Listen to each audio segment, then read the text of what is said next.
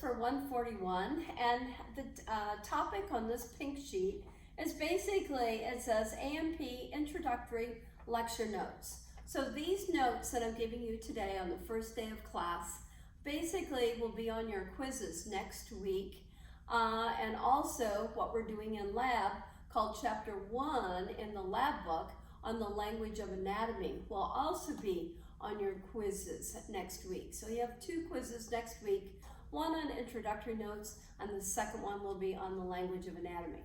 All right, so right here on the board, the very first thing, when you're in a course and you say anatomy and physiology, you should be able to come up with a quick definition for what those words mean. And so anatomy is the study of how the body parts, structures, and organs are constructed, how they're put together, okay? How do the cells come together to make the wall of an organ, okay? And so we have basically 2 specific kinds of anatomy that we can study. First is called gross anatomy. And that doesn't mean like, ugh, it's nasty. Gross means anything you can see with the naked eye or with a handheld magnifying lens. So when we do dissections on the cat in the lab, that's gross anatomy. So we can't see the cells. All we can see is the whole organ structures, and that's all we can assess, okay? So the first type of anatomy, specific anatomy, is called gross anatomy. Then we have microscopic anatomy, which we also do at mid, and all programs do this. Microscopic anatomy is also sometimes called histology. So why is it called microscopic anatomy? Well, you have to use some kind of microscope to see the individual cells that actually make up the structures, the organs, whatever. And so at mid, we have light microscopes, brand new Nikon light microscopes for anatomy students only, and we'll be using those. And then you can also use some more higher powered microscopes called research microscopes or electron microscopes if you want to have greater magnification to see things. So basically that's the basic definition for anatomy. It's basically how are things constructed? How do the cells go together to actually make the wall of the organs or particular structures in the organ? And then the other half of this course is called physiology. And for physiology, we need a lot of chemistry to really understand how the individual cells work and all the organelles in the cytoplasm and what they do. But since you don't have to have chemistry for this course, we limit the amount of chemistry that we teach you, and it's very limited, so don't panic.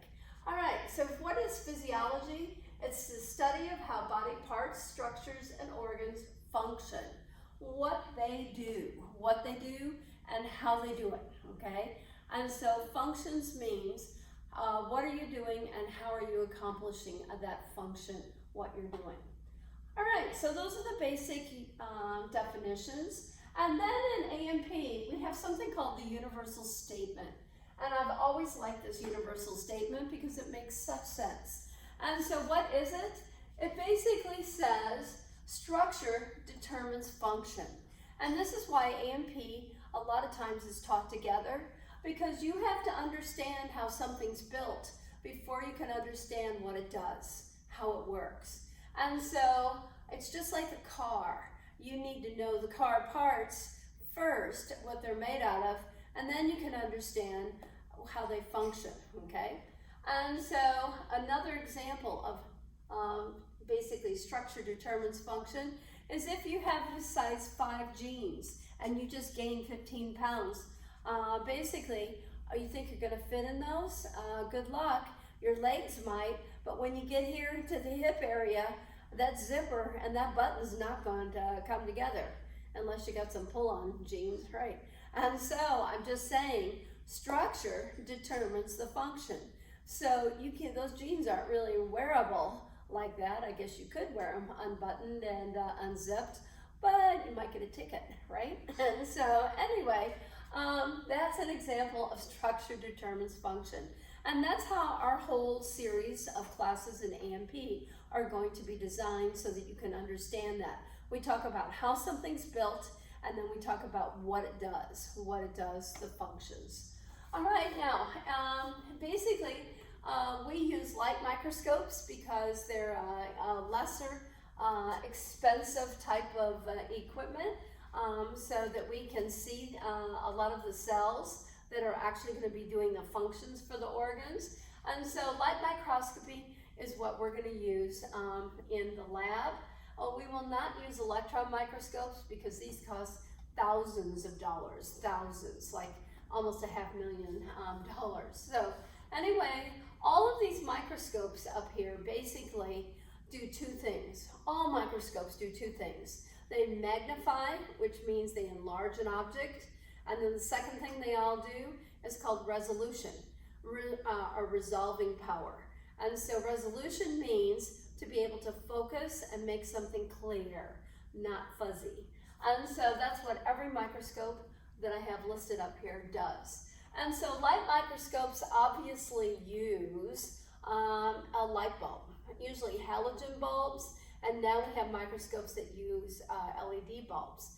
And so when you use light microscopes with halogen bulbs, you should never, ever turn the light on, look through the eyepieces, and not have a slide on the stage, because a halogen bulb is so powerful that that beam can go straight up into your eye, back onto your retina, and burn holes in it, and you will see basically black floaties for the rest of your life. So never look in microscope oculars or eyepieces unless there's a slide on that stage because of the problem with the halogen bulb and the intensity. LEDs will not do that. But anyway, so we are going to review how to use a light microscope when we use epithelial slides, our first histology lesson. And so basically we'll review all the parts, how to focus, but you should remember this from 101 biology. On low power, you bring it into focus with coarse adjustment, the big wheel on the arm, and then you adjust your ocular rings, the eyepiece rings, for right eye, then left eye. And then you can switch it to medium power, and then you're going to bring it into focus again just a little bit with coarse adjustment. And then when you get to high power, you use the little wheel, fine adjustment, so you won't crash the slide and break it. And so that's what we're going to review. And then all of you will have assigned microscopes. We have numbers on them, and we will assign them to you so that if anything happens, then we know who might be responsible, etc., or who didn't put it away properly. But all the microscopes have to be checked before they go back into the cabinet by the instructor or an SI. All right, so what about electron microscopes? Electron microscopes basically are on the back of this sheet, okay, on page 2, and it talks about research microscopes. And in your lab pack on pages 6 and 7, they actually have some pictures of them, and you can look at them. But basically, what's the purpose of electron microscopes? Basically, they use high voltage electricity instead of a light bulb. So essentially, the filament inside a light bulb is burned. The tungsten wire is actually melted, and the electrons spin out of the tungsten wire and then go through the sample that's sitting in this big, huge column. And so the electrons come through the little bitty sample material, and that's called a transmission electron microscope. So in transmission electron microscopy, we can actually see the inside of cells. We can see inside of cells. We can actually see elements. We can see chemical elements like that are on the periodic tables, okay? And so what else can you see inside the cell? You see all the organelles. All the organelles, like mitochondria, you see chromosomes, you can see DNA, RNA, everything. So you see ultrastructural detail, that's what that's called. And then SEM is not as strong of microscopy. It also uses a tungsten filament that gets melted, and then the electrons come down, but they only stay on the surface. the surface of the specimen. So if I put a spider in a SEM microscope, the electrons will come down and they just sort of hit the surface and then they'll bounce off. They'll bounce off, and so they'll bounce off, and we can see the outside surface of the organism or whatever you put inside this microscope. So it is called a scanning electron microscope because you can only see the surface of the sample. You cannot see cells, individual cells. You can see outside cells, but not in the inside. So this is a scanning electron microscope, and it's not as expensive as a transmission. The transmission is like the Mercedes-Benz or the most expensive car in the world, I don't know, Lamborghini, whatever, of the microscope world. And so I have some information on this, just a little bit. And basically the TEM, it can magnify things up to 500,000 times bigger. That's amazing. So you can actually see these electrons, if you know chemistry, you can actually see the electrons spinning in their orbits, right, around the nucleus of the chemical element. It's amazing. And then scanning electron microscopes, they only go up to about 250,000 times bigger, from about 10,000 to 250. So that's amazing. And also the electron microscopes, you have to take classes and pass tests to be able to run these. Because essentially, if you leave one drop of water in your sample, one drop of water, when the high voltage electricity comes down and it hits even one molecule of water, it will create a chemical reaction, and it's called a bomb reaction. And you will just take out all of Mount Pleasant, as it will be a crater, and everyone will be dead because that did that. So when 911 happened back in the day, basically all places, all universities, and like Dow Chemical has about 25 electron microscopes, they immediately locked those rooms down, and the next thing they put cameras on them so that they could see if any terrorist was going to go in there and try to turn these on and put water in there, and it'd be like self-suicide. They'd be dead too, but it would wipe out Midland, Saginaw, every place. So that's a bomb situation. So very dangerous to run these two scopes, but lots of great information comes from them. And when you look in your textbooks, you'll read underneath the description of the pictures, and these pictures are always in black and white. The electron micrographs are always in black and white. We use water-based stains for light microscopy. So these have pretty colors, but these do not, unless the computer adds some color to it. So anyway, that's a little bit about the microscopes that we're going to use. The top one, we are going to use the light microscope. And so hopefully you'll enjoy using it. It's something brand new, and it's a real art form to learn to identify cells and the different tissues, which we will be doing the next 4 weeks. The last thing we're going to talk about in terms of microscope is actually how do we make a light microscope slide so that we can see the detail, the cells and all the structures in it.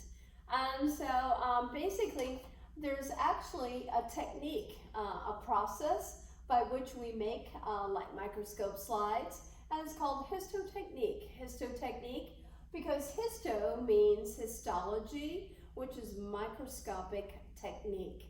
And you could actually, if you would get a degree, a BS degree in medical technology, you would have to be doing this all the time, processing different tissues like biopsy samples, anything, so that then the doctor could actually read the slide, the pathologist could read it.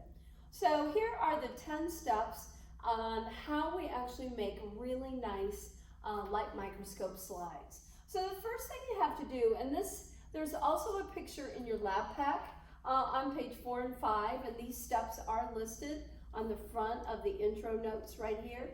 And so on page 4 and 5, basically you'll see they're using a carrot as their sample. But I decided to change it up. So the first thing you have to do is decide, what do you want to look at with your light microscope? And so you have to obtain a sample. The sample can be dead or alive. So I could go outside and pick up an old spider and look at it. No big deal. Or you can get something that's live, but then you're going to have to kill it. And so it doesn't matter. So obtain a sample. So for us today, I'm going to use a finger, somebody's finger. Right, a live finger. All right, then the second step is you have to kill your live sample, all right, with a preservative. And so why do you have to kill it with this preservative? Because it keeps the body cells in their original shape so that basically they don't bloat and they don't burst, and so that we can ascertain what's happening inside these specific cells. So what preservatives do we use to actually kill a live sample? Or we can actually put a dead sample also in it, and it will maintain their original shapes and not degrade. So the first thing we like to use, but most of you don't have this at home, is formaldehyde. So I could put formaldehyde on this finger, and it will keep you for at least several years. In fact, they used to preserve human bodies. We are all preserved in formaldehyde if we die naturally, but it's only like a 5% solution. But back in the old days, like when Abe Lincoln died, he was preserved in like 100% formaldehyde. And for every percentage of formaldehyde, you will look good like your original self in your casket for 1 year. So if you would exhume somebody, take them out of the grave and open up their caskets, they would still look like Abe Lincoln. Maybe a little bit, yeasty and some decay, but basically now they only use about a 5% solution because formaldehyde is carcinogenic. The stuff we use in the lab, the samples we use in the lab that come in formaldehyde are mainly nervous system things, and it's only a 1% solution, so it's very safe, okay? So formaldehyde is the star in terms of if you could get it, that's the best thing to put your sample in, live or dead, and it will keep it looking good for a long time, okay? Now what else can you use to basically preserve anything? Like at home, a lot of times, I just put my sample in plain old alcohol, rubbing alcohol, isopropyl alcohol, any kind, even acetone, okay, fingernail polish remover. And so alcohols, any kind of alcohol will also help preserve and kill your live specimen. And then another thing I do, because I love to pick up roadkill and look at it for parasites, since I went through veterinary medicine, it's sort of a thing I like to do.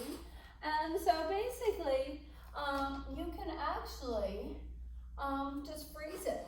Put it in your freezer, but put it in a bag, mark it and date it and say what it is. Because if you have a husband or kids, they might pull it out and try to eat it, right? So that could be dangerous.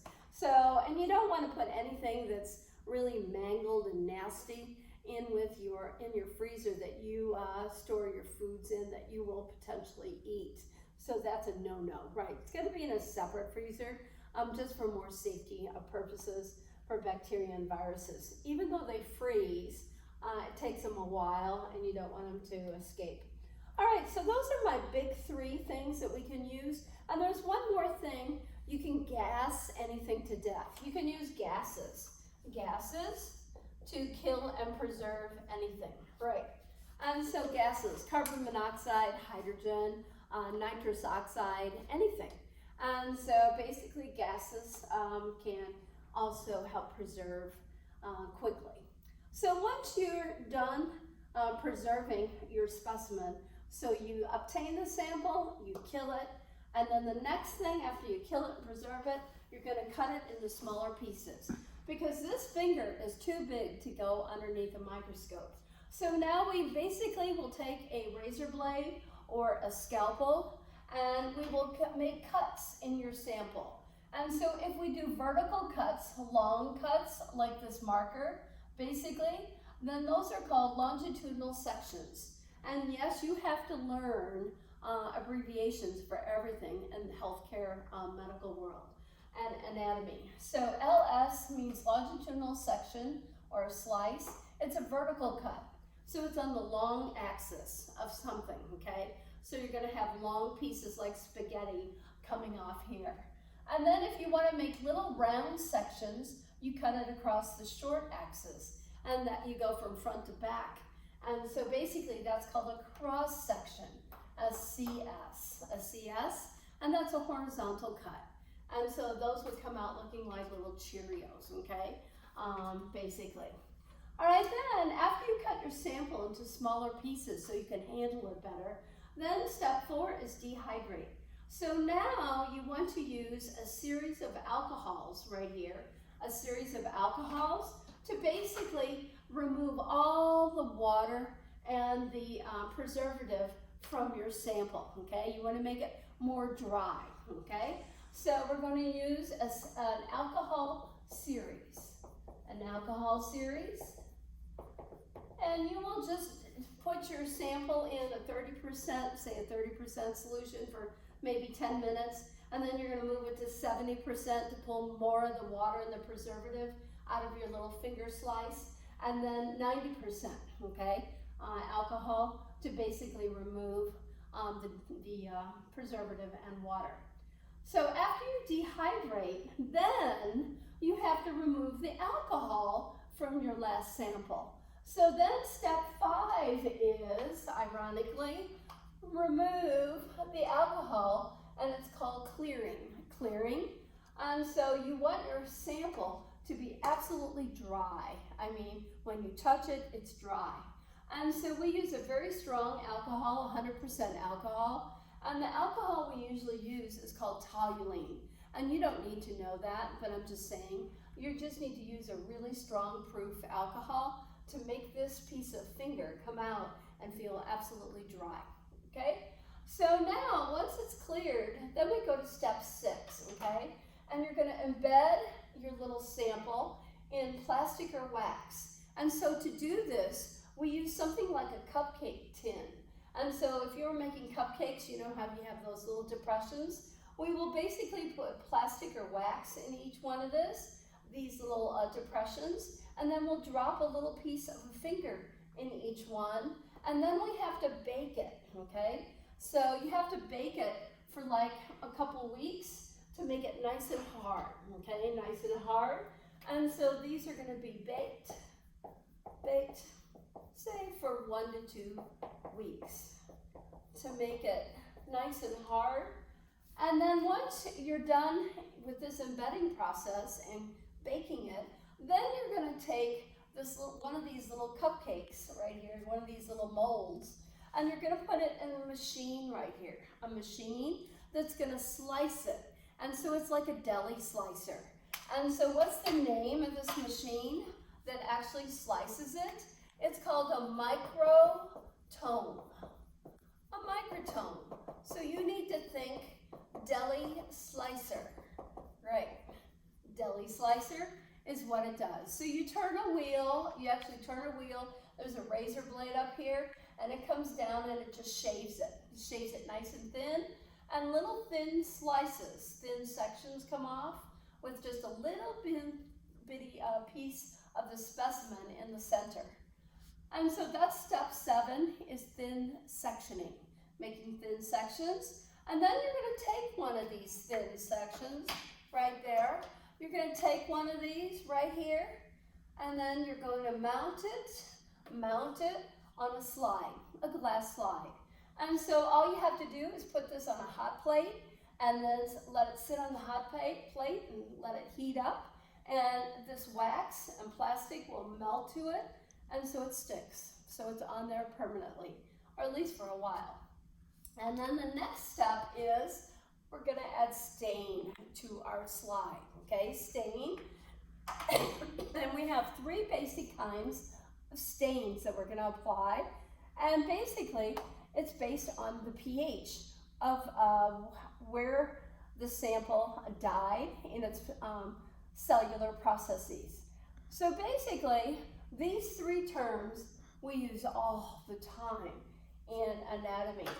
And so the first stain is called acidophilic. And so this means you're going to put a stain on, and if the finger turns red, any shade of red, pink, and orange, any shade of those three colors, then we're going to say, oh, the finger was acidophilic when it died, acidophilic.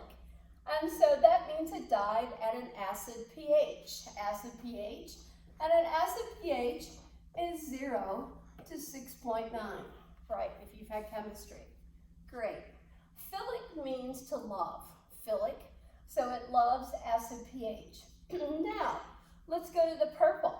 So basically, if this finger died and we put a basophilic stain on it, which has a pH of what? Basically 8 to 14 to 15, depends upon what chemistry book you read. Basically, what colors is the finger going to produce? It's going to produce purples, lots of purple, shades of light and dark purple, blues, greens, especially dark, and black. And that's basophilic, okay? So we can actually tell whether somebody's been poisoned or not, or they had some sort of mysterious death, because certain areas and tissues in this finger should not come up red. They should normally be purple. So then we can assume, uh-oh, somebody either poisoned them or they had a disease going on. And so all those factors, so it's sort of like CSI. This is where CSI comes in, right here, when we apply the stains and they come up abnormal colors for what the tissue should be. And then neutrophilic, right here, neutrophilic. Neutrophilic means the pH is neutral, right? And so it's usually a yellow, green, lime green color. Yellow, lime green. And so what's neutral pH as a review? It would be 7 to 7.9, right there. So not many tissues in the body actually stain neutrophilic. So once you put the stain on it, and that will give you contrast, that will give you color so you can see your sample, then the last step that's going to happen is once you stain it, then you're going to put a cover slip on it and you're going to observe it with your light microscope right here. So you're going to observe with your scope. And those are the steps involved in Histo Technique.